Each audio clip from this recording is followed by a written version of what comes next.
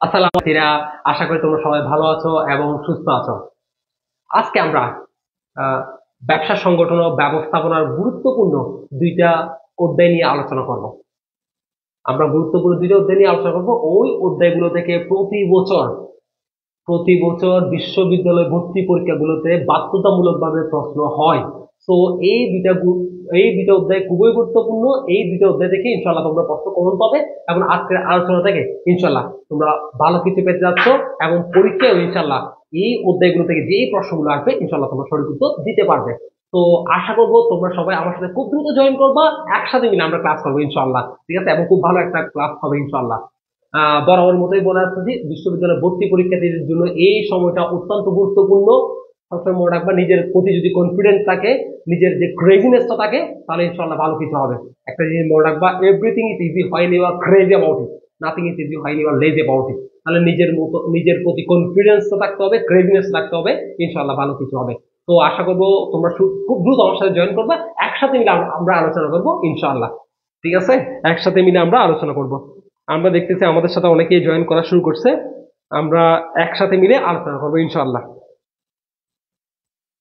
ঠিক আছে? আমরা আজকে প্রথমে আলোচনা করব, আমরা শুরুতে আলোচনা করব এক মালিকানা সংগঠন। এক মালিকানা সংগঠন থেকে প্রায় প্রতি বছর, আমরা জানি এক মালিকানা সংগঠন থেকে প্রায় প্রত্যেক বছর একটা প্রশ্ন হয়। আমি যে কয়েক মিনিট আলোচনা করব, আমার বিশ্বাস তোমরা যদি এই কয়েক মিনিট ক্লাসটা করো, এক মালিকানা থেকে যেই প্রশ্নটা আসবে ইনশাআল্লাহ তোমরা সঠিক উত্তর দিতে পারবে ইনশাআল্লাহ। যেটা প্রশ্ন আসবে, আমরা জানি এক মালিকানা ব্যবসা আসলে একক ব্যক্তি দ্বারা গঠিত, পরিচালিত এবং নিয়ন্ত্রিত ব্যবসাকে এক মালিকানা ব্যবসা বলে। তাহলে একক ব্যক্তি দ্বারা গঠিত, পরিচালিত এবং নিয়ন্ত্রিত ব্যবসাকে কি বলা হয়? এক মালিকানা ব্যবসা বলে। আমরা জানি এক মালিকানা ব্যবসা হচ্ছে সবচেয়ে প্রাচীন ব্যবসা, সবচেয়ে জনপ্রিয় ব্যবসা, সবচেয়ে ঝুঁকিপূর্ণ ব্যবসা, সবচেয়ে পরিবর্তনশীল ব্যবসা, সবচেয়ে দ্রুত সিদ্ধান্ত নেওয়া যায় এক মালিকানা ব্যবসার ক্ষেত্রে। তাহলে আমরা বলছি কি, সবচেয়ে প্রাচীন, সবচেয়ে ঝুঁকিপূর্ণ, সবচেয়ে পরিবর্তনশীল, সবচেয়ে দ্রুত সিদ্ধান্ত নেওয়া যায় এক মালিকানা ব্যবসা। এক মালিকানা ব্যবসাকে বলা হয় সকল ব্যবসায়ের মুরব্বী। তাহলে এক মালিকানা ব্যবসায় কি বলা হয়? সকল ব্যবসায়ের মুরব্বী বলা হয়। এক মালিকানা ব্যবসায়ের প্রধান বৈশিষ্ট্য হচ্ছে একক মালিকানা। যেহেতু এক মালিকানা ব্যবসায় মালিক একজন, তাহলে আমরা জানি এক মালিকানা ব্যবসায়ের প্রধান বৈশিষ্ট্যটা হচ্ছে কি? একক মালিকানা। একক মালিকানা। এক মালিকানা ব্যবসায়ের প্রধান সুবিধা কি? আসলে প্রধান সুবিধা হচ্ছে সহজ গঠন প্রণালী। এক মালিকানা ব্যবসায়ের সবচেয়ে প্রধান সুবিধাটা কি? সহজ গঠন প্রণালী। তুমি খুব কম টাকা দিয়ে খুব সহজে এক মালিকানা ব্যবসা গঠন করতে পারবে। কোনো প্রকার আইনগত প্রতিবন্ধকতা নাই, কোনো প্রকার আইনগত প্রতিবন্ধকতা নাই। এক্ষেত্রে তুমি খুব সহজে এক মালিকানা ব্যবসা গঠন করতে পারবে। তাহলে প্রধান সুবিধা কি? সহজ গঠন প্রণালী। প্রধান সুবিধা কি? সহজ গঠন প্রণালী। প্রধান অসুবিধা কি? প্রধান অসুবিধা হচ্ছে অসীম দায়। এক মালিকানা ব্যবসায় যেহেতু মালিক একজন, দায়, সকল দায় একক মালিককে এককভাবে নিতে হয়। এই ক্ষেত্রে বিনিয়োগকৃত মূলধনের বাইরে গিয়েও যদি দায়ের সৃষ্টি হয়, উক্ত দায় এক মালিকানা ব্যবসাকে বহন করতে হয়। তাহলে এক মালিকানা ব্যবসার দায় কি বলতে? আমরা অসীম দায়। অসীম দায়, এটা হচ্ছে প্রধান অসুবিধা। প্রধান অসুবিধা। আমি বরাবরের মতোই বলে থাকি যে ম্যানেজমেন্টের ক্ষেত্রে বা বিশেষ করে ম্যানেজমেন্ট বা অন্যান্য বাংলা এই সাবজেক্টগুলো তেমন বেশি মুখস্থ করতে হয় না, চেষ্টা করবো বুঝার। সেক্ষেত্রে যেটা সবচেয়ে বেশি ইম্পর্টেন্ট সেটা হচ্ছে ব্রেন স্টর্মিং করা। আমরা ব্রেন ওয়ার্ক যেটাকে বলি, আমরা ম্যাক্সিমাম ক্ষেত্রে আমরা পড়াশোনা করি, পড়ে শেষ করি, কিন্তু আমরা বুঝার চেষ্টা করি না। আমি আবার বলছি, বুঝার চেষ্টা করতে হবে। আমরা যাই করবো বুঝে পড়ার চেষ্টা করবো, রিয়েলাইজ করার চেষ্টা করবো, চিন্তা করার চেষ্টা করবো, তখন আবার ওই জিনিসটা বেশি মনে থাকবে, ঠিক আছে? এটা খুবই ইম্পর্টেন্ট। যা করবো আমরা চিন্তা করবো, ঠিক আছে? আমরা যখন মুভি দেখি, নাটক দেখি, আমরা বেশি দিন মনে থাকে কারণ কেন? কারণ আমরা নাটক মুভি দেখার ক্ষেত্রে আমরা ব্রেন স্টর্মিং করি, এরপরে কি ঘটনা হবে, কি হচ্ছে। কিন্তু আমরা পড়াশোনা করার ক্ষেত্রে সেটা করি না। আমরা কি পড়তেছি, কেন পড়তেছি, এটা কেন এরকম, সেটা আমরা চিন্তা করে করি না। আবার হচ্ছে খুবই ইম্পর্টেন্ট, তুমি যদি ইফেক্টিভলি পড়াশোনা করতে চাও, তোমার মনে থাকার প্রবণতা যদি বাড়াতে চাও, তাহলে বুঝে পড়াশোনা করতে হবে, চিন্তা করে পড়াশোনা করতে হবে, ব্রেন স্টর্মিং করতে হবে। এটা খুবই ইম্পর্টেন্ট, এটা খুবই ইম্পর্টেন্ট। আমরা আমাদের সাথে অনেকেই জয়েন করছে। আমি অনুরোধ করবো তোমরা যদি সবাই একটু মেনশন করে দাও, বাকিদেরকে, তোমার বন্ধুদেরকে একটু মেনশন করে দাও, একটু শেয়ার করে দাও। আমি অবশ্যই সবাই মিলে উপকৃত হবে, সবাই মিলে উপকৃত হবে। আর তোমরা যারা শেয়ার করবা, যারা শেয়ার করবা, যারা মেনশন করবা, তারা একটু মেসেজ দিলে তাদের জন্য একটা গুরুত্বপূর্ণ পুরস্কার থাকবে। সেটা হচ্ছে আমার বিজনেস মেসেঞ্জার বইটা, ঠিক আছে, বিজনেস মেসেঞ্জার বইতে ম্যানেজমেন্টের সবচেয়ে জনপ্রিয় বই, ওই বইটি তুমি পেয়ে যাবে সবচেয়ে বেশি শেয়ার করলে, সবচেয়ে বেশি মেনশন করলে বন্ধুদেরকে, ইনশাল্লাহ পেয়ে যাবে। তাহলে আমরা দেখি এক মালিকানা ব্যবসা নিয়ে যদি আমি আরো আরো অনেকগুলো বলি, আমরা দেখি এক মালিকানা ব্যবসার বিরুদ্ধে মামলা করা যায় না কেন? কারণ আইনগত কোনো প্রতিবন্ধকতা নেই, আইনগত কোনো পৃথক সত্তা নেই। তাহলে এক মালিকানা ব্যবসার বিরুদ্ধে মামলা করা যায় না কেন? কারণ আইনগত কোনো পৃথক সত্তা নাই, কৃত্রিম ব্যক্তি সত্তা নাই। কৃত্রিম কোম্পানি সংগঠনের মতো কৃত্রিম কোনো ব্যক্তি সত্তা না থাকার কারণে এক মালিকানা ব্যবসায়ের বিরুদ্ধে কোনো প্রকার মামলা করা যায় না। তবে ব্যবসায়ীর বিরুদ্ধে করা যেতে পারে, মালিকের বিরুদ্ধে মামলা করতে পারবে, তবে ব্যবসায়ের নামে মামলা করতে পারবে না, কারণ আইনগত কোনো পৃথক সত্তা নাই। ঠিক আছে, এক মালিকানা ব্যবসার সবচেয়ে উপযুক্ত ক্ষেত্র কোনটি? খুচরা পণ্যের ব্যবসা। আমরা একটু চিন্তা করলে বুঝতে পারি খুচরা পণ্যের ব্যবসা সবচেয়ে উপযুক্ত ক্ষেত্র, এবং সেই চাইলে যে কোনো সময় ব্যবসা পরিবর্তন করতে পারে। ঠিক আছে, খুচরা পণ্যের ব্যবসা, এবং চাইলে সে যদি এক মালিকানা যদি চিন্তা করে, সে যদি শীতকালে সবজি বিক্রি করবে, গরমকালে আইসক্রিম বিক্রি করতে চাই, তাও করতে পারবে। তাহলে এটা পরিবর্তনশীল। ঠিক আছে, এক মালিকানা ব্যবসা আয়তনে ছোট হওয়ার কারণটা কি? পরীক্ষা আসে, আয়তনে ছোট হওয়ার কারণটা কি? আমরা স্বাভাবিকভাবে বুঝতে পারি, কারণ মালিকের সামর্থ্যের সীমাবদ্ধতা। মালিকের একজন যেহেতু মালিক, তার সামর্থ্যের সীমাবদ্ধতা, তার মূলধনের স্বল্পতা, তার তার মুনাফার স্বল্পতার কারণে তার ব্যবসা ছোট হয়। তাহলে এক মালিকানা ব্যবসা আয়তনে ছোট হওয়ার অন্যতম কারণ হচ্ছে কি? মালিকের সামর্থ্যের সীমাবদ্ধতা। মুখস্থ করতে হবে না, আমি বলছি, একটু চিন্তা করলে তুমি পারবা, একটু চিন্তা করলে তুমি পেরে যাবে। এক মালিকানা ব্যবসা বৃহৎ ব্যবসায়ের সাথে টিকে থাকতে পারে না কেন? বৃহদায়তন ব্যবসায়ের সাথে এক মালিকানা ব্যবসা টিকে থাকতে পারে না কেন? কারণ মূলধনের স্বল্পতা, তাও কি মুনাফার স্বল্পতার কারণে এক মালিকানা ব্যবসা বড় ব্যবসায়ের সাথে টিকে থাকতে পারে না, বড় ব্যবসায়ের সাথে টিকে থাকতে পারে না। ঠিক আছে, এক মালিকানা ব্যবসা প্রত্যক্ষ তত্ত্বাবধান সম্ভব। সবাই জানি এক মালিকানা ব্যবসার ক্ষেত্রে প্রত্যক্ষ তত্ত্বাবধান সম্ভব। ভোক্তার সাথে কোন ব্যবসায়ের সম্পর্ক সবচেয়ে বেশি থাকে? এক মালিকানা ব্যবসা। কোন ব্যবসায়ের সম্পর্ক সবচেয়ে বেশি? এক মালিকানা ব্যবসা। পৌর এলাকায় ব্যবসা করতে চাইলে কি প্রয়োজন হয়? ট্রেড লাইসেন্স প্রয়োজন হয়। তাহলে পৌর এলাকায় ব্যবসা করতে চাইলে কি প্রয়োজন হয়? ট্রেড লাইসেন্স প্রয়োজন হয়। আমরা সবাই জানি পৌর এলাকায় ব্যবসা করতে চাইলে কি প্রয়োজন হয়? ট্রেড লাইসেন্স প্রয়োজন হয়। এক মালিকানা ব্যবসা দেখো জনপ্রিয়তা হওয়ার অন্যতম কারণটা কি? এক মালিকানা ব্যবসা যে আমরা যে 80 থেকে 90% ব্যবসা হচ্ছে এক মালিকানা ব্যবসা। বাংলাদেশের মোট ব্যবসায়ের 80 থেকে 90% হচ্ছে কি? এক মালিকানা ব্যবসা। এই পরিমাণ এক মালিকানা ব্যবসা হওয়ার অন্যতম একটা কারণ হচ্ছে ব্যক্তি স্বাধীনতা। কি স্বাধীনতা? ব্যক্তি স্বাধীনতা। আমরা জানি ব্যবসায়ী নিজের ইচ্ছা মতো ব্যবসাটা যখন ইচ্ছে সে করতে পারবে, যখন ইচ্ছা হবে না, অসুস্থ হলে সে করতে পারবে না, না করলেও কোনো সমস্যা নেই, কারণ মালিক একজন, সে যা ইচ্ছে তাই করতে পারবে। ব্যক্তি স্বাধীনতা জনপ্রিয়তার অন্যতম একটি কারণ হচ্ছে কি? ব্যক্তি স্বাধীনতা। ঠিক আছে, তাহলে উপযুক্ত ক্ষেত্র বলছি খুচরা পণ্যের ব্যবসা করা। উপযুক্ত ক্ষেত্র আমি কি বলছি? খুচরা পণ্যে ব্যবসা করা। এক মালিকানা ব্যবসায়ীর বিরুদ্ধে মামলা করা যায় না কেন? কারণ কৃত্রিম কোনো ব্যক্তি সত্তা নাই বা আইনগত কোনো পৃথক সত্তা নাই। ঠিক আছে, আমরা যদি দেখি এক মালিকানা ব্যবসার সবচেয়ে প্রাচীনতম ব্যবসা এক মালিকানা ব্যবসা। এক মালিকানা ব্যবসাকে বলা হয় সকল ব্যবসায়ের মুরব্বী বলা হয়। প্রধান বৈশিষ্ট্য একক মালিকানা। আমরা সবাই জানি প্রধান উদ্দেশ্য আমরা জানি মুনাফা অর্জন। সবচেয়ে প্রধান সুবিধা হচ্ছে কি? সহজ গঠন প্রণালী। প্রধান অসুবিধা কি? অসীম দায়, অসীম দায়। আর প্রধান উদ্দেশ্য কি? মুনাফা অর্জন। ঠিক আছে, এরপর আমরা দেখছি সবচেয়ে দায় দায়িত্বের বিবেচনায় সবচেয়ে ঝুঁকিপূর্ণ ব্যবসা কোনটি? দায় দায়িত্বের বিবেচনায় সবচেয়ে ঝুঁকিপূর্ণ ব্যবসা হচ্ছে এক মালিকানা ব্যবসা। তাহলে দায় দায়িত্বের বিবেচনায় যদি আমরা বলি সবচেয়ে ঝুঁকিপূর্ণ ব্যবসা কোনটি? এক মালিকানা ব্যবসা। তাহলে দায় দায়িত্বের বিবেচনায় যদি এক মালিকানা ব্যবসা সবচেয়ে ঝুঁকিপূর্ণ হয়, তাহলে দায় দায়িত্বের বিবেচনায় সবচেয়ে জনপ্রিয় ব্যবসা কোনটি কি বলতে পারবো? তাহলে দায় দায়িত্বের বিবেচনায় সবচেয়ে জনপ্রিয় ব্যবসা হচ্ছে পাবলিক লিমিটেড কোম্পানি বা কোম্পানি সংগঠন। পাবলিক লিমিটেড কোম্পানি বা কোম্পানি সংগঠন, আমরা যেটা যেটা থাকবে সেটা আমরা করতে। কারণ দায় দায়িত্বের বিবেচনায় যদি ঝুঁকিপূর্ণ, সবচেয়ে বেশি ঝুঁকিপূর্ণ হচ্ছে কি? এক মালিকানা, আর জনপ্রিয় বললে পাবলিক লিমিটেড কোম্পানি। ঠিক আছে, আচ্ছা, সবচেয়ে জনপ্রিয় শুধু যদি বলা হয় অনলি সবচেয়ে জনপ্রিয় ব্যবসা কোনটি? আমরা জানি এক মালিকানা ব্যবসা। শুধুমাত্র জনপ্রিয় ব্যবসা থাকলে আমরা উত্তর দিব কি? এক মালিকানা ব্যবসা।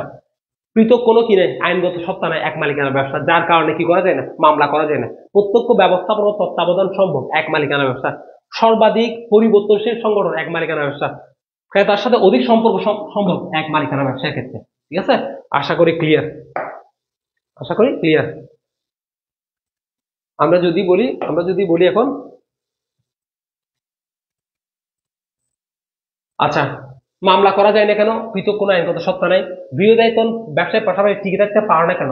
কারণ মুনাফার স্বল্পতা বা মূলধনের স্বল্পতার কারণে। সবচেয়ে উপযুক্ত ক্ষেত্র কোনটি? খুচরা পণ্যের ব্যবসা করা।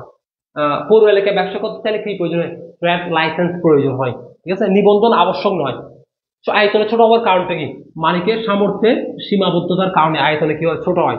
ঠিক আছে, নিবন্ধন আবশ্যক নয়। মালিক ও ব্যবসার সত্তা এক ও অভিন্ন। এক মালিকানার ব্যবসায় ব্যক্তিগতভাবে কর প্রদান করতে হয়, ব্যবসাকে আলাদাভাবে কর দিতে হয় না। নিবন্ধন আবশ্যক নয়। সবচেয়ে দ্রুত সিদ্ধান্ত নেওয়া যায় এক মালিকানা ব্যবসায় পছন্দের অন্যতম কারণ হচ্ছে কি? পছন্দ হওয়ার অন্যতম কারণ হচ্ছে ব্যক্তি স্বাধীন সত্তার কারণে। এক মালিকানার ব্যবসা আলাদা কোনো কি নাই, ব্যক্তি সত্তা নাই। এই সংগঠনটি টিকে থাকে মালিকের সত্তার উপরে। কিসের উপরে? মালিকের সত্তার উপরে। তাহলে আমি এক মালিকানা ব্যবসায় যে মূল বেসিক গুলো আছে সেগুলো নিয়ে আলোচনা করছি। আচ্ছা, আশা করি এই এতটুকু পর্যন্ত যাদের ক্লিয়ার, তারা এখান থেকে যেই প্রশ্নটা আসবে পরীক্ষায় ইনশাআল্লাহ তোমরা সঠিক উত্তর দিতে পারবে, আমার বিশ্বাস।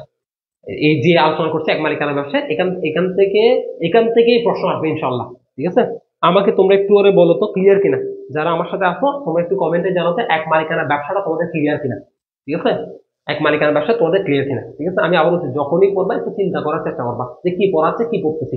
ঠিক আছে, এটা তোমাকে কাজ দিবে। আচ্ছা, সবার ক্লিয়ার কিনা বলো, একটু কমেন্টে জানাও ক্লিয়ার কিনা সবার। আচ্ছা, আশা করবো তোমরা আমাদের সাথে যারা ক্লাস করতেছো সবাই যদি একটু বাকিদেরকে একটু মেনশন করে দাও, একটু শেয়ার করে দাও, সবাই মিলে একসাথে মিলে ক্লাসটা করতে পারবো ইনশাআল্লাহ। ঠিক আছে, একসাথে ক্লাসটি করতে পারবো। আচ্ছা, এবার আসে আমরা অংশীদারি ব্যবসা। আমরা আলোচনা করবো এখন অংশীদারি ব্যবসা। আমরা কি আলোচনা করবো? অংশীদারি ব্যবসা। আচ্ছা, অংশীদারি ব্যবসা আসলে কি? আমরা এখন আলোচনা করবো অংশীদারি ব্যবসা। অংশীদারি ব্যবসা আসলে কি? আমরা জানি দুই বা ততোধিক ব্যক্তি দুই বা ততোধিক ব্যক্তি চুক্তিবদ্ধ সম্পর্কের মাধ্যমে যেই ব্যবসা গঠন করে তাকে অংশীদারি ব্যবসা বলে। তাহলে দুই বা ততোধিক ব্যক্তি চুক্তিবদ্ধ সম্পর্কের মাধ্যমে যেই ব্যবসা গঠন করে তাকে বলা হচ্ছে অংশীদারি ব্যবসা। তাহলে অংশীদারি ব্যবসায়ের প্রধান বৈশিষ্ট্য বা উপাদান কি? চুক্তিবদ্ধ সম্পর্ক। অংশীদারি ব্যবসায়ের প্রধান বৈশিষ্ট্য বা উপাদান কি? চুক্তিবদ্ধ সম্পর্ক। কারণ চুক্তিবদ্ধ সম্পর্কের মাধ্যমে অংশীদারি ব্যবসা সৃষ্টি হয়। তাহলে প্রধান বৈশিষ্ট্য বা উপাদান আসলে আমরা কি দিব? চুক্তিবদ্ধ সম্পর্ক। আমরা জানি অংশীদারি ব্যবসায় আইন হচ্ছে 1932 সালে। আইন কত? 1932। সদস্য সংখ্যা আমরা জানি 2 থেকে 20, ব্যাংকিং ক্ষেত্রে 2 থেকে 10 জন। ব্যাংকিং ক্ষেত্রে 2 থেকে 10 জন। আমরা জানি অংশীদারি ব্যবসায়ের ক্ষেত্রে ব্যক্তির সাথে ব্যক্তির সম্পর্ক কোন ব্যবসায় সবচেয়ে বেশি? অংশীদারি ব্যবসায়। অংশীদারগণ একে অপরের কি হিসেবে কাজ করে? আমরা উত্তর দিব প্রতিনিধি হিসেবে কাজ করে। অংশীদারগণ একে অপরের কি হিসেবে কাজ করে? আমরা উত্তর দিব প্রতিনিধি হিসেবে কাজ করে। পরম বিশ্বাস কোন ব্যবসায় সবচেয়ে বেশি ইম্পর্টেন্ট দেখা যায় বা দরকার? আমরা উত্তর দিব অংশীদারি ব্যবসায়। ঠিক আছে, ঋণের উপর সুদের হার উল্লেখ না থাকলে কত পার্সেন্ট দত্ত হয়? 6%। তবে মূলধন এবং উত্তোলনের উপর যদি সুদের হার উল্লেখ না থাকে তাহলে দত্ত হয় না। মূলধন এবং উত্তোলনের উপর যদি সুদের হার উল্লেখ না থাকে তাহলে সেক্ষেত্রে কি হয় না? দত্তে হয় না। আর যদি ঋণের উপর দেওয়া থাকে কত পার্সেন্ট দত্ত হয়? 6%। প্রতারণার মাধ্যমে যদি কোনো অংশীদারি ব্যবসা সৃষ্টি হয় তাকে বাতিলযোগ্য বলা হয়।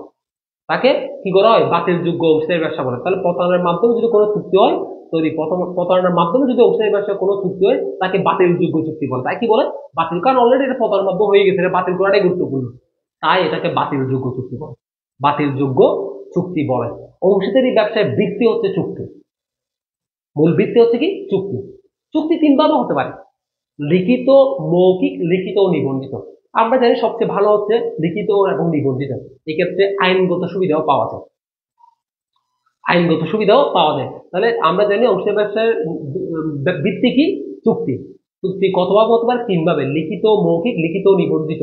সবচেয়ে ভালো কোনটি? লিখিত এবং নিবন্ধিত। লিখিত এবং কি বলছি আমরা? নিবন্ধিত। সবচেয়ে ভালো হচ্ছে লিখিত এবং নিবন্ধিত, যে ক্ষেত্রে আইনগত সুবিধা পাওয়া যায়। তাহলে আমরা দেখি একটু বেসিক গুলো দেখি। আমরা যদি দেখি, প্রধান উদ্দেশ্য হচ্ছে মুনাফা অর্জন, প্রধান বৈশিষ্ট্য হচ্ছে চুক্তিবদ্ধ সম্পর্ক, প্রধান প্রধান প্রধান ভিত্তি হচ্ছে চুক্তি। চুক্তি তিন ভাবে হতে পারে: মৌখিক, লিখিত, নিবন্ধিত। লিখিত ও নিবন্ধিত। লিখিত চুক্তিকে কি বলা হয়? চুক্তিপত্র বা ডিড বলা হয়। লিখিত চুক্তিকে কি বলা হয়? চুক্তিপত্র বা ডিড বলা হয়। তাহলে দেখো, লিখিত চুক্তিকে কি বলা হয়? চুক্তিপত্র। তাহলে চুক্তিপত্র ছাড়া অংশীদারি ব্যবসা হতে পারে, তবে চুক্তি ছাড়া হতে পারে না। আমরা জানি চুক্তি মৌখিক হতে পারে, তার মানে চুক্তি অবশ্যই দরকার। চুক্তিপত্র ছাড়াও অংশীদারি ব্যবসা হতে পারে, যেহেতু মৌখিক হতে পারে। যেহেতু কি হতে পারে? মৌখিক হতে পারে। তাহলে আমরা জানি চুক্তিপত্র ছাড়াও কি হতে পারে? অংশীদারি ব্যবসা হতে পারে, তবে চুক্তি ছাড়া অংশীদারি ব্যবসা হতে পারে না।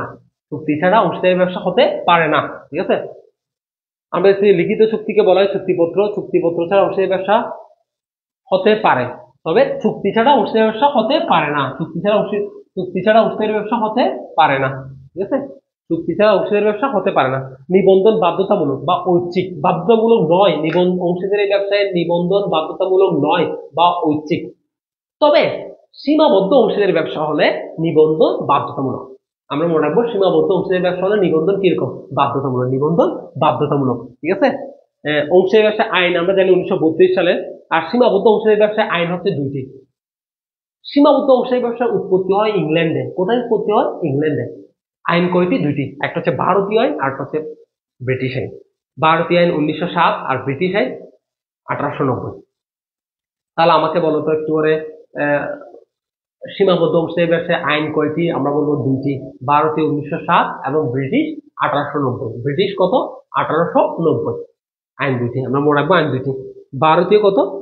1907 এবং ব্রিটিশ কত? 1890। ঠিক আছে, আচ্ছা, নামের আগে কি লিখে থাকে? অংশীদারি ব্যবসার নামের আগে লিখে থাকে মেসার্স। অংশীদারি ব্যবসার নামের আগে কি লিখে থাকে? মেসার্স। আর নামের শেষে সন্স এন্ড কো, ব্রাদার্স ইত্যাদি লিখে থাকে। নামের আগে কি লিখে থাকে? মেসার্স। আমরা মনে রাখবো নামের আগে কি লিখে থাকে? মেসার্স। ঠিক আছে, নামের আগে লিখে থাকে মেসার্স। ঠিক আছে, সীমাবদ্ধ অংশীদারি আইন দুটি, ভারতীয় 1907 আর ব্রিটিশ হচ্ছে কি 1890। 1890। আচ্ছা, এরপর দেখো, ব্যক্তির সাথে ব্যক্তির সম্পর্ক সবচেয়ে বেশি অংশীদারি ব্যবসায়ী। ঠিক আছে, চূড়ান্ত সবিশ্বাস কথাটি, পরম বিশ্বাস কথাটি প্রযোজ্য কার ক্ষেত্রে? অংশীদারি ব্যবসার ক্ষেত্রে।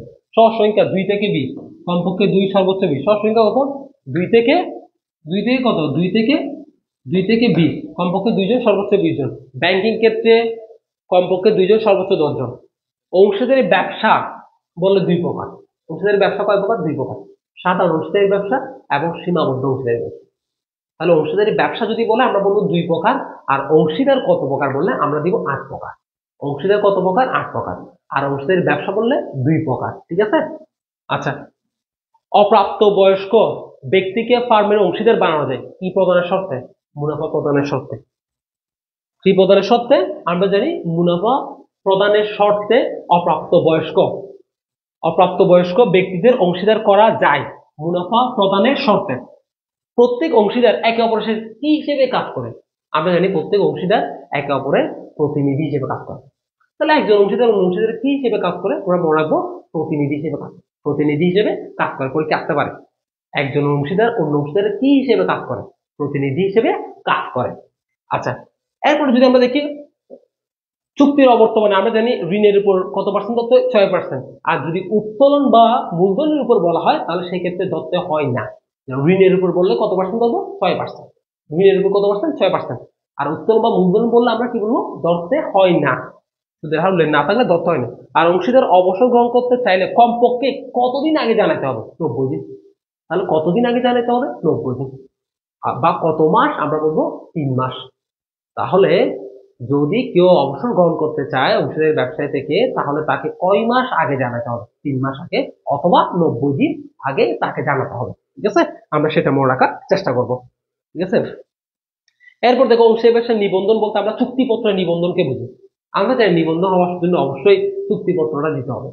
নিবন্ধকের নিকট চুক্তিপত্রটা কি করতে হবে? জমা করতে হবে। তাহলে নিবন্ধন বলতে আসলে কি বোঝানো হয়? চুক্তিপত্রের নিবন্ধনকে বোঝানো হয়। চুক্তিপত্রের নিবন্ধনকে বোঝানো হয়। ঠিক আছে, আইনগত কোনো কি নাই, সত্তা নাই। অংশীদারি ব্যবসায়ীর বিরুদ্ধে মামলা করা যায় না কেন? কারণ আইনগত কোনো পৃথক সত্তা নাই কোম্পানি সংগঠনের মতো। আমরা জানি আইনগত সত্তা বা পৃথক কৃত্রিম ব্যক্তি সত্তা বলতে আসলে কি বোঝানো হয়? আইনগত সত্তা বা পৃথক কৃত্রিম ব্যক্তি সত্তা বলতে আসলে কি বোঝানো হয়? পৃথক কৃত্রিম ব্যক্তি সত্তা বলতে আসলে বোঝানো হয় ব্যক্তি না হয়েও ব্যক্তির নিয়ে চুক্তি, লেনদেন এবং মামলা করতে পারবে। তাহলে অংশীদারি ব্যবসা চাইলেও নিজ নামে চুক্তি, লেনদেন এবং মামলা করতে পারে না। তার মানে হচ্ছে আইনগত কোনো সত্তা নাই বা কৃত্রিম ব্যক্তি সত্তা নাই, যার কারণে এক মালিকানা এবং অংশীদারি ব্যবসায়ের বিরুদ্ধে মামলা করা যায় না। এক মালিকানা এবং অংশীদারি ব্যবসায়ের বিরুদ্ধে কি করা যায় না? মামলা করা যায় না। কেন? আইনগত সত্তা বা কৃত্রিম ব্যক্তি সত্তা নাই কোম্পানির মতো। ঠিক আছে, যার কারণে মামলা করা যায় না। আমরা যে মুনাফা বন্টন হয় চুক্তি অনুযায়ী, চুক্তির অবর্তমানে সমানভাবে।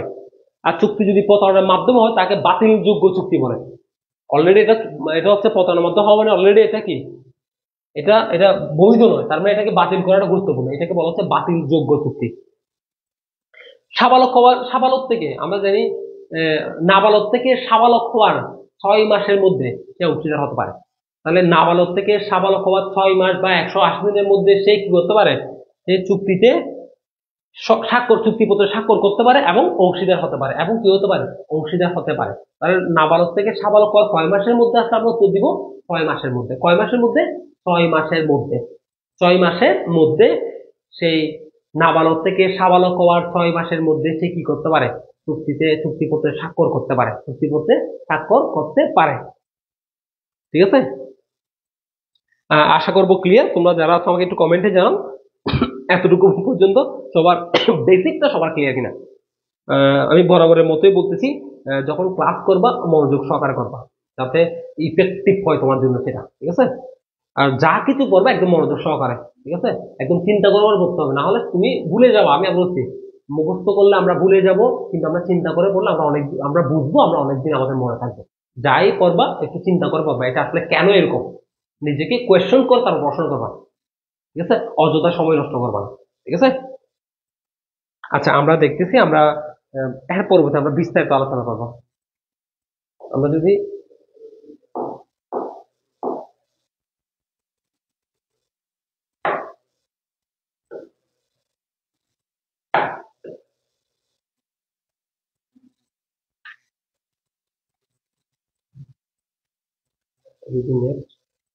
আচ্ছা আমরা আসি অংশীদারি ব্যবসা সম্পর্কিত আলোচনা। আমরা একটু আগে বলছিলাম খুব সহজে, দুই বা ততোধিক ব্যক্তি চুক্তিবদ্ধ সম্পর্কের মাধ্যমে যেই ব্যবসা গঠন করে তাকে অংশীদারি ব্যবসা বলে। অংশীদারি ব্যবসার ক্ষেত্রে দেখো সংজ্ঞা সম্পর্কে বলা হয়েছে 4 ধারায়। এই ধারাগুলো কিন্তু ইম্পর্টেন্ট, আমরা একটু পরে আলোচনা করবো। এই ধারাগুলো ইম্পর্টেন্ট, এগুলো নিয়ে আমরা একটু পরে আলোচনা করবো। ঠিক আছে, আচ্ছা আমরা যদি দেখি এরপরে অংশীদারি ব্যবসায়ের বৈশিষ্ট্যগুলো যদি দেখি, আমরা জানি চুক্তিবদ্ধ সম্পর্কটা হচ্ছে প্রধান বৈশিষ্ট্য বা প্রধান উপাদান। সহজ সংখ্যা 2 থেকে 20, ব্যাংকিং ক্ষেত্রে 2 থেকে 10। মূলধন সরবরাহ চুক্তি অনুসারে, মূলধন সরবরাহ করে কি অনুসারে, চুক্তি অনুসারে। ঠিক আছে, আমরা জানি পারস্পরিক প্রতিনিধি হিসেবে কাজ করে, পারস্পরিক বিশ্বাসটা বেশি, মালিকানা হস্তান্তর অযোগ্য, হস্তান্তর করা যায় না। আমরা জানি এটি একটি আইন সৃষ্ট, তবে আইনগত সত্তা নাই, আইনগত পৃথক কোনো সত্তা নাই। নিবন্ধন বাধ্যতামূলক নয়, নিবন্ধন কি নয়, বাধ্যতামূলক নয়। দায় অসীম, দায় অসীম। আমরা জানি দায় অসীম, আমরা এগুলো মনে রাখার চেষ্টা করবো। দায় অসীম, দায় অসীম।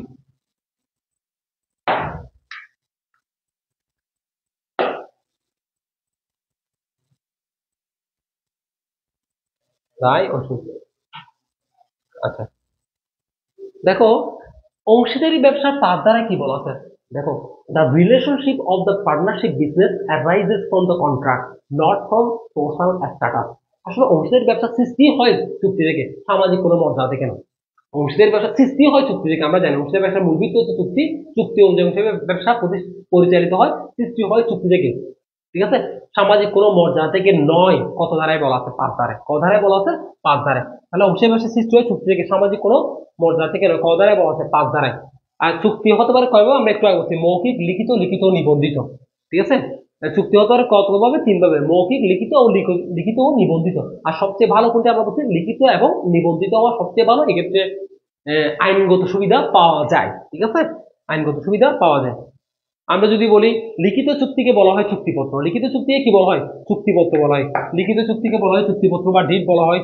চুক্তিপত্র ভবিষ্যতের প্রামাণ্য দলিল হিসেবে ব্যবহৃত হয়। তাহলে ভবিষ্যতের প্রামাণ্য দলিল হিসেবে ব্যবহৃত হয় কোনটি, অংশীদারি ব্যবসায় আমরা দিব চুক্তিপত্র। আমরা কি দিব, চুক্তিপত্র। আর অংশীদারি ব্যবসা গঠিত হতে পারে চুক্তিপত্র ছাড়া, যেহেতু মৌখিক হতে পারে, যেহেতু মৌখিক হতে পারে, তাহলে চুক্তিপত্র ছাড়াও অংশীদারি ব্যবসা হতে পারে, তবে চুক্তি ছাড়া হতে পারে না। তাহলে চুক্তি ছাড়া অংশীদারি ব্যবসা হতে পারে না। ঠিক আছে, আচ্ছা আমরা সেটা মনে রাখবো, চুক্তি ছাড়া অংশীদারি ব্যবসা হতে পারে না। আচ্ছা এরপরে যদি বলি আমরা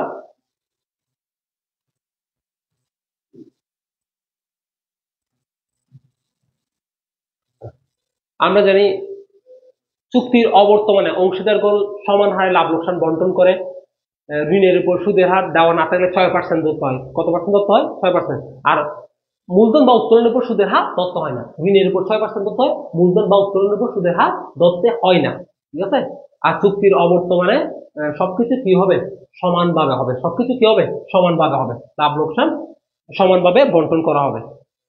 আমরা সবাই জানি অংশীদারি ব্যবসায় উদ্যোক্তা কয়জন, 2 থেকে 20 জন, আর ব্যাংকিং ক্ষেত্রে 2 থেকে 10 জন, আর সীমাবদ্ধ অংশীদারি ব্যবসার ক্ষেত্রে 3 থেকে 20 জন। সীমাবদ্ধ অংশীদারি ব্যবসা যদি হয় কমপক্ষে 3 জন, সর্বোচ্চ 20 জন। ঠিক আছে। আশা করবো এতটুকু পর্যন্ত সবার ক্লিয়ার। আশা করবো এতটুকু পর্যন্ত সবার ক্লিয়ার। আচ্ছা, একটু কমেন্টে জানাও ক্লিয়ার কিনা। আচ্ছা, এবার আমরা যদি বলি অংশীদারি ব্যবসায় প্রকারভেদ। আমি একটু আগে বলছিলাম অংশীদারি ব্যবসা হচ্ছে 2 প্রকার। একটা হচ্ছে সাধারণ অংশীদারি ব্যবসা, আর একটা হচ্ছে নির্দিষ্ট, আর একটা হচ্ছে সীমাবদ্ধ অংশীদারি ব্যবসা। তার একটা হচ্ছে সাধারণ অংশীদারি ব্যবসা, আর একটা কি বলছি, সীমাবদ্ধ অংশীদারি ব্যবসা। আমরা জানি সাধারণ অংশীদারি ব্যবসা আবার 2 প্রকার। একটা হচ্ছে ঐচ্ছিক অংশীদারি ব্যবসা, আর একটা হচ্ছে নির্দিষ্ট। ঐচ্ছিক অংশীদারি ব্যবসা আসলে কি?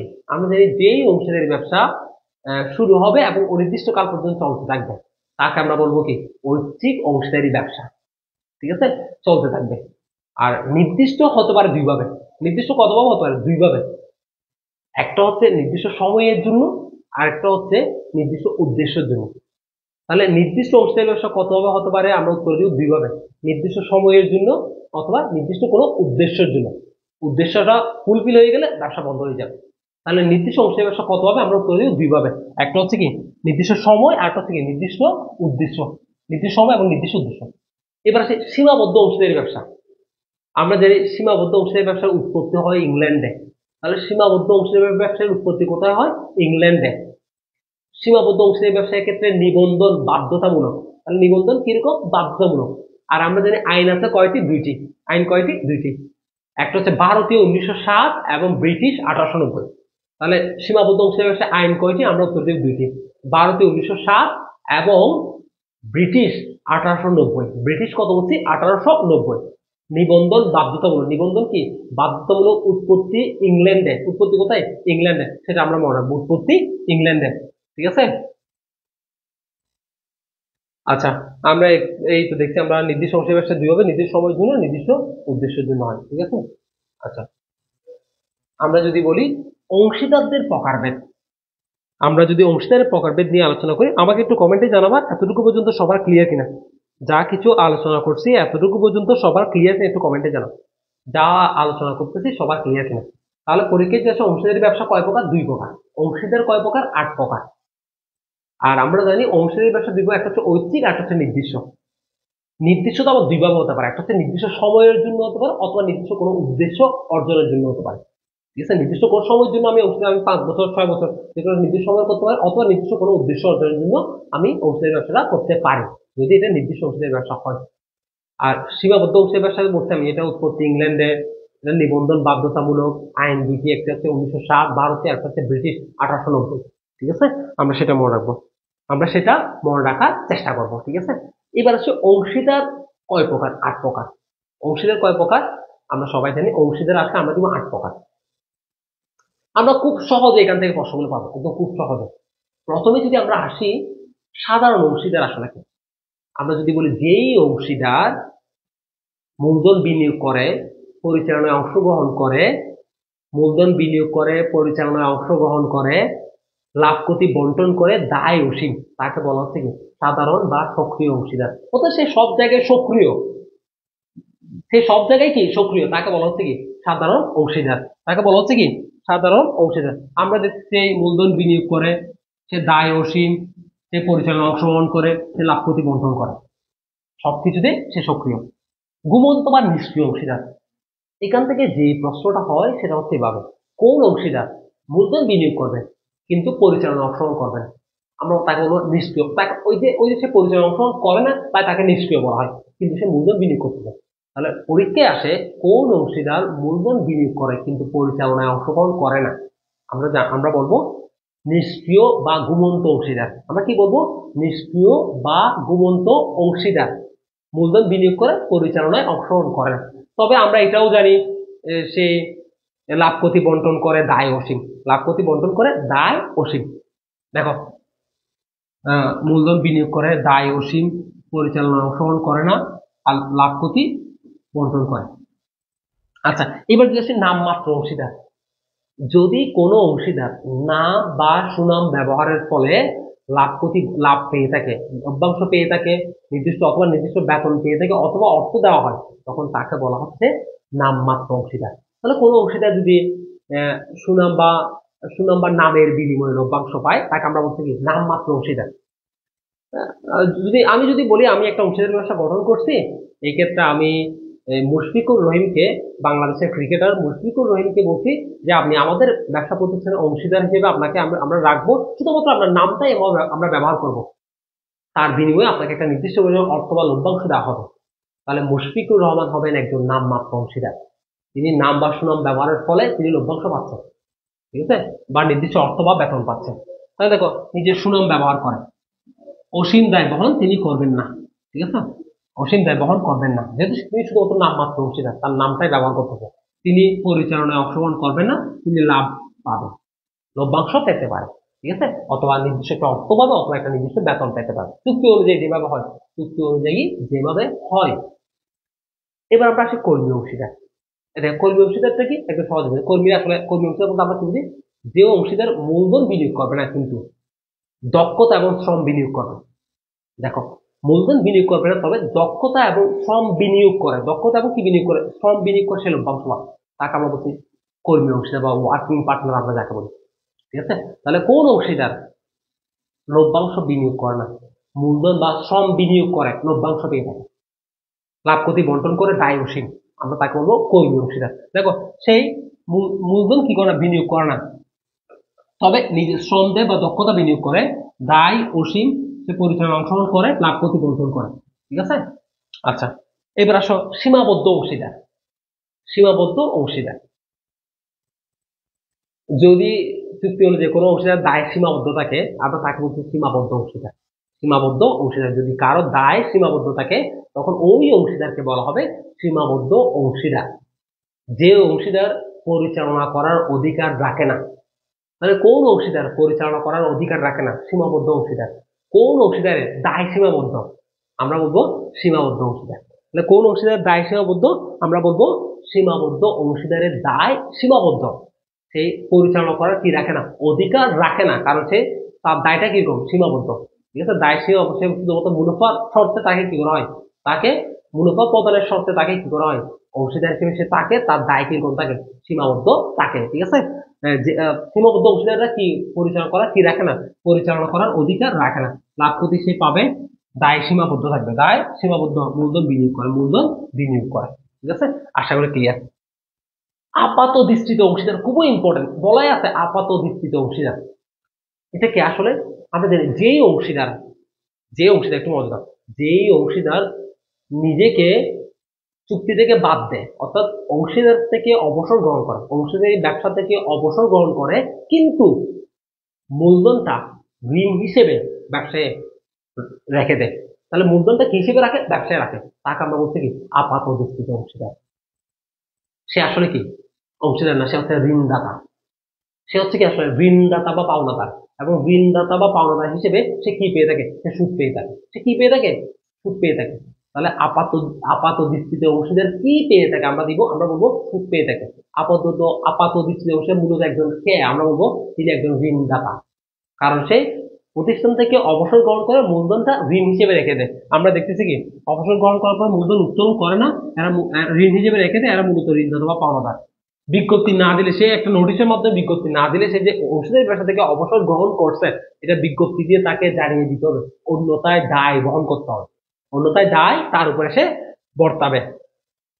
আমাদের পরিচালনা অংশগ্রহণ করে না, সুদ পায়, সে কি পায়, সুদ পায়, কিসের বিনিময়ে, ওই যে ঋণের বিনিময়ে সে সুদ পাবে। তাহলে আমরা জানি আপাত দৃষ্টিতে অংশীদার একজন ঋণদাতা বা পাওনাদার, সে ঋণের বিনিময়ে কি পাবে, সে ঋণের বিনিময়ে সুদ পাবে, সে ঋণের বিনিময়ে সুদ পাবে, ঠিক আছে। আচ্ছা, আশা করবো এতটুকু পর্যন্ত ক্লিয়ার। আমাদের সাথে যারা আমাদের ক্লাসে তোমরা যারা আছো, আমাকে একটু কমেন্টে জানাও তোমাদের ক্লিয়ার কিনা। তোমরা যারা আছো কমেন্টে জানাও একটু ক্লিয়ার কিনা, ঠিক আছে, যা আলোচনা করতেছি ক্লিয়ার একটু কমেন্টে জানাও। তাহলে পরীক্ষায় যদি আসে আমরা এটাও বলতে পারবো, সবাই একটু কমেন্টে জানাও ক্লিয়ার কিনা। পরীক্ষায় আসে আমরা এটাও জানতে পারবো যে যদি পরীক্ষা আসে কারা মূলধন বিনিয়োগ করে পরিচালনা অংশগ্রহণ করে না, আমরা জানি নিষ্ক্রিয় বা ঘুমন্ত অংশীদার, কারা নাম বা সুনামের বিনিময়ে লভ্যাংশ পেয়ে থাকে, নামমাত্র অংশীদার, কারা মূলধন বিনিয়োগ করে না, শ্রম ও দক্ষতা বিনিয়োগ করে লভ্যাংশ পেয়ে থাকে কর্মী অংশীদার। তাদের দায় সীমাবদ্ধ, সীমিত বা সীমাবদ্ধ অংশীদার। কোন ধরনের অংশীদার? মূলত এক ধরনের পাওনাদার। আমরা বলবো আপাত দৃষ্টিতে অংশীদার হচ্ছে এক ধরনের ঋণদাতা বা পাওনাদার। ঋণদাতা বা পাওনাদার তারা সুদ পেয়ে থাকে। আমরা জানি আপাত দৃষ্টি অংশীদার যে তারা ঋণদাতা। ঠিক আছে, আমরা বেশ কয়েকজন হচ্ছে ক্লিয়ার। ঠিক আছে, আশা করি তোমাদের ক্লিয়ার। ঠিক আছে, একটু মনোযোগ দিলে আমি আবার হচ্ছে পারাবো। ম্যানেজমেন্ট কঠিন না, এখানে বুঝতে হয়। ঠিক আছে, মুখস্থ করতে না, একটু বুঝলেই তুমি পারবা। ঠিক আছে, আমি আবার বলছি একটু মনোযোগী থাকতে হয়, ব্রেন স্টর্মিং করতে হয়। দেন তোমাদের তুমি দেখবা বাকি দেশে তুমি এগিয়ে যাবে। একবার পরে তোমার দ্বিতীয়বার করতে হচ্ছে না, কারণ তুমি বুঝে গেছো অলরেডি। ঠিক আছে, আচ্ছা, রিলেট করার চেষ্টা করবা। আচরণে অনুমিত অংশীদার। যদি কোনো অংশীদার, যদি কোনো যদি কোনো ব্যক্তি অংশীদার না হয়েও আচার আচরণের মাধ্যমে যদি কোনো ব্যক্তি অংশীদার না হয়েও আচার আচরণের মাধ্যমে নিজেকে অংশীদার হিসেবে প্রকাশ করে, আচার আচরণ এবং কথাবার্তার মাধ্যমে অংশীদার হিসেবে প্রচার করে, তাকে আমরা বলবো কি? আচরণে অনুমিত অংশীদার। সে যে অংশীদার গুলো আছে ওদের ওদের অনুমতি ক্রমে আচার আচরণ এবং কথাবার্তায় নিজেকে কি হিসেবে প্রকাশ করে? অংশীদার হিসেবে প্রকাশ করে। ঠিক আছে, সে প্রচার চালায়। তার বিনিময়ে সে কি পেয়ে থাকে? কমিশন পেয়ে থাকে। সচরাচর তার বিনিময়ে সে কি পেয়ে থাকে? কমিশন পেয়ে থাকে। তাহলে অংশীদার না হয়েও আচার আচরণ এবং কথাবার্তায় নিজেকে অংশীদার হিসেবে অন্যদের নিকট পরিচয় করিয়ে দেয় এবং যার বিনিময়ে সে কি পাবে? কমিশন পায়। কি পেয়ে থাকে? কমিশন পায়। তাকে আমরা বলছি কি? আচরণে অনুমিত অংশীদার। আচরণে অনুমিত অংশীদার। আমরা জানি তিনি মূলধন বিনিয়োগ করে না, তার আচরণের প্রভাবিত হয়ে যদি কোনো দায় সৃষ্টি হয়, সেই দায়টা তাকে বহন করতে হবে। তার কারণে যদি কোনো দায় সৃষ্টি হয়, সেই দায়টা তাকে গ্রহণ করতে হবে। ঠিক আছে, পরিচালনা অংশগ্রহণ করে না, সে কি পায়? লভ্যাংশ, সরি, সে কমিশন পায়। সে কি পেয়ে থাকে? কমিশন পেয়ে থাকে। সে কি পেয়ে থাকে? কমিশন পেয়ে থাকে। এই জিনিসটা আমরা রাখার চেষ্টা করবো। ঠিক আছে, তাহলে কোন অংশীদার কমিশন পেয়ে থাকে? আমরা উত্তর দিব আচরণে অনুমিত অংশীদার। আচরণে অনুমিত অংশীদার। আর কোন অংশীদার সুদ পেয়ে থাকে? আপাত দৃষ্টিতে অংশীদার। এবার আমরা আলোচনা করব প্রতিবন্ধ অংশীদারকে। প্রতিবন্ধ অংশীদারকে যদি কোনো অংশীদার কোনো ব্যক্তিকে অন্যের নিকট অংশীদার বলে পরিচয় করিয়ে দেয়, সেই ক্ষেত্রে উক্ত ব্যক্তিটি মৌনতা অবলম্বন করে, তাকে বলা হচ্ছে কি? প্রতিবন্ধ অংশীদার। ধরো আমার পাশে একজন আমার এলাকার একজন চেয়ারম্যান আছেন। আমি সবাইকে বলতেছি চেয়ারম্যান আমার ব্যবসা প্রতিষ্ঠানের অংশীদার, তিনি আসলে অংশীদার না। এটা শোনার পরও তিনি মৌনতা অবলম্বন করছেন। তাহলে এই চেয়ারম্যান উনি কোন ধরনের অংশীদার হবে? প্রতিবন্ধ অংশীদার। তিনি কোন ধরনের অংশীদার হবে? প্রতিবন্ধ অংশীদার। তাহলে পরীক্ষায় প্রশ্নটা কিভাবে হয়? পরীক্ষা হয় যদি কোনো ব্যক্তিকে অন্যের নিকট অংশীদার হিসেবে পরিচয় করে দেওয়ার পর উক্ত ব্যক্তিটি মৌনতা অবলম্বন করে, তাহলে ওই ব্যক্তিটিকে কোন ধরনের অংশীদার বলা হবে? আমরা উত্তর দিব ওই ব্যক্তিটিকে বলা হয় প্রতিবন্ধ অংশীদার। প্রতিবন্ধ অংশীদার বলা হয়। ওই ব্যক্তিকে কি বলা হয়? প্রতিবন্ধ অংশীদার বলা হয়। ঠিক আছে, তিনি মূলধন বিনিয়োগ করে না, প্রচারণার ফলে যে দায়িত্ব তাহলে বহন করে সে পরবর্তী যে বলবে সে আসলে অংশীদার না, সে বলে দিবে। আচ্ছা, পরিচালনা অংশগ্রহণ করে না, সম্মানই পেতে পারে। ঠিক আছে, আশা করব ক্লিয়ার। আমি আবার বলছি, ম্যানেজমেন্ট কঠিন না। যেটা দরকার বিশ্ববিদ্যালয় ভর্তি পরীক্ষাতে যেটা দরকার, আমরা যখনই যেটা বলবো খুব প্ল্যানিং করে বলবো, আমার প্রশ্ন ব্যাংকগুলো অ্যানালাইসিস করে বলবো, কোনগুলো বেশি ইম্পর্টেন্ট, কোনগুলো কম ইম্পর্টেন্ট, সেটা বোঝার চেষ্টা করবো। ঠিক আছে, বিগত 10 বছরের প্রশ্ন আমরা ভালোভাবে অ্যানালাইসিস করলেই আসলে আমরা নিজেরাই বুঝতে পারবো ম্যানেজমেন্টে কোন জায়গা থেকে প্রশ্ন আসবে, বাংলায় কোন জায়গা থেকে প্রশ্ন আসবে। আমি আবার বলছি, প্রশ্ন ব্যাংকগুলোকে ভালোভাবে অ্যানালাইসিস করে তারপর প্রশ্ন করবা, আদারওয়াইজ আন্তাজে পড়াশোনা করবে না। ঠিক আছে, প্রশ্ন ব্যাংকগুলোকে অ্যানালাইসিস করে নোট করে পড়াশোনা করবে যে কোন টপিকগুলো তোমার জন্য টাকার জন্য বেশি ইম্পর্টেন্ট, রাজশাহীর জন্য ইম্পর্টেন্ট বেশি, জিএসটির জন্য ইম্পর্টেন্ট, সেটা নোট করে পড়াশোনা করবো। ওই পড়াশোনাটা সবথেকে বেশি গোছানো পড়াশোনা হবে। ঠিক আছে, তাহলে আমরা যদি বলি কোন অংশীদার একজন ঋণদাতা বা পাওনাদার, আমরা জানি আপাত দৃষ্টিতে অংশীদার। কোন অংশীদার সুদ পেয়ে থাকে? আপাত দৃষ্টিতে অংশীদার। কোন অংশীদার দক্ষতা এবং সময়ের বিনিময়ে লভ্যাংশ পেয়ে থাকে? আমরা জানি দক্ষতা এবং সময়ের বিনিময়ে লভ্যাংশ পেয়ে থাকে হচ্ছে কর্মী অংশীদার। কোন অংশীদার নাম বা সুনামের বিনিময়ে লভ্যাংশ পায়? আমরা জানি নাম বা সুনামের বিনিময়ে লভ্যাংশ পায় নামমাত্র অংশীদার। কারা কমিশন পেয়ে থাকে? আচরণ অনুমিত অংশীদার। ঠিক আছে, আশা করবো তোমাদের ক্লিয়ার। যারা কমেন্টে যারা আছো আমার সাথে, আমাকে একটু কমেন্টে জানাও তোমাদের এই যে 8 প্রকারের অংশীদার সবার ক্লিয়ার কিনা একটু কমেন্টে জানাও। 8 প্রকারের অংশীদার সবার ক্লিয়ার কিনা একটু কমেন্টে জানাও।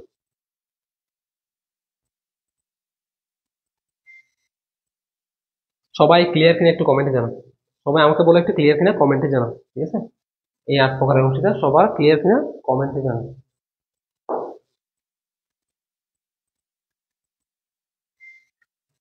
অংশীদার হওয়ার অযোগ্য ব্যক্তি আসলে কারা?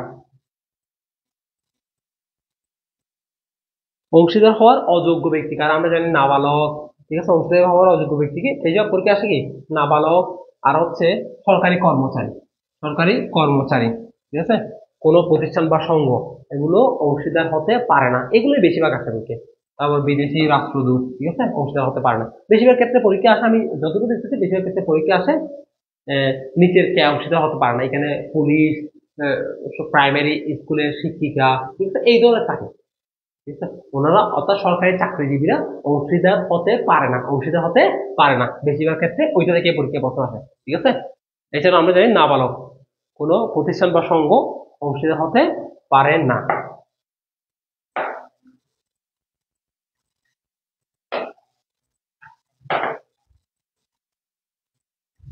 আচ্ছা, অংশীদারি ব্যবসায়ের বিলোপ সাধন খুবই গুরুত্বপূর্ণ একটা টপিক। এখান থেকে পরীক্ষা আসে।